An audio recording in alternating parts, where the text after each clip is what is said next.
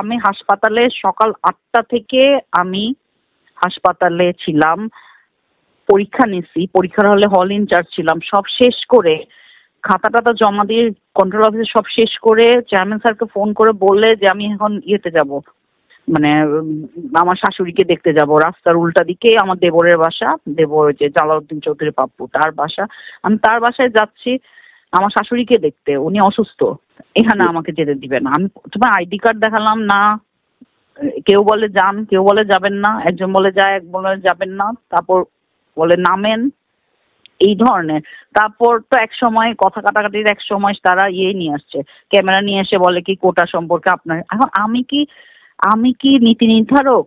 আমি কি আদালতের রায় বিরুদ্ধে বলবো, নাকি আমি কি বলবো? আদালতের রায় যেটা বিচারাধীন, এখানে আমি কি বলার, আমার কি বলার আছে? আমি শুধু এটা বলছি যে মুক্তিযোদ্ধাদেরকে সবার সম্মান করা উচিত।